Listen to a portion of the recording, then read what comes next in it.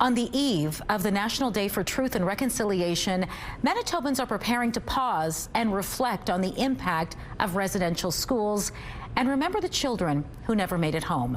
Live tonight with more is CTV's Danton Unger. So Danton, how has this day been marked so far here in Winnipeg?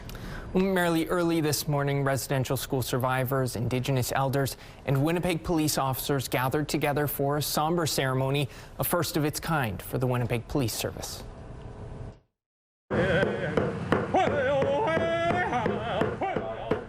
Just after sunrise this morning, a sacred fire was lit outside the downtown station. It will be maintained for 24 hours in recognition of truth and reconciliation. Now, out of respect, media has been asked not to show the fire. Winnipeg Police Chief Gene Bowers says this is the first time the service has done something like this, and he hopes it serves as a reminder. As a police service, we carry a profound duty.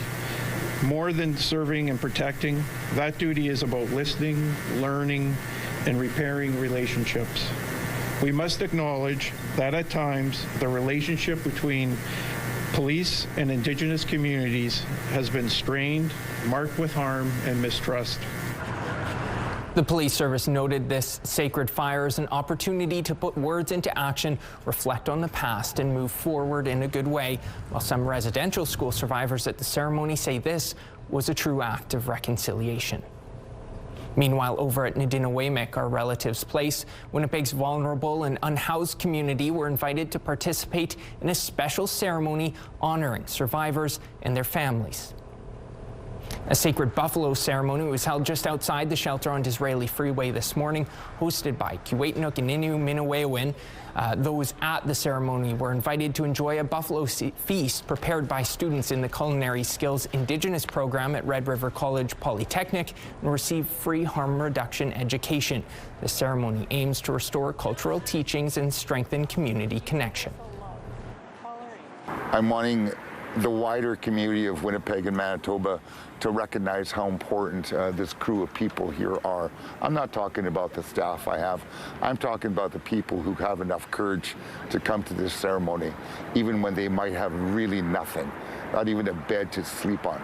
They're the ones who we have to honor and be courageous to. And that's what the buffalo does for us.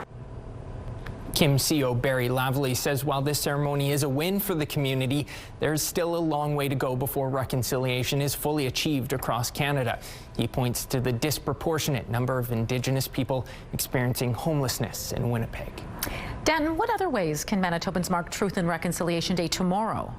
Well, Marilee, our digital team has put together a full list of all sorts of different ceremonies and events happening throughout the day tomorrow, including the Southern Chiefs Organization's Healing Walk and Powwow. That's starting at 10 a.m. at the Forks. Now, all that information is available on our website. Just head to ctvnewswinnipeg.ca. All right, thanks for this, Danton. And a number of downtown roads will be closed tomorrow during that healing walk.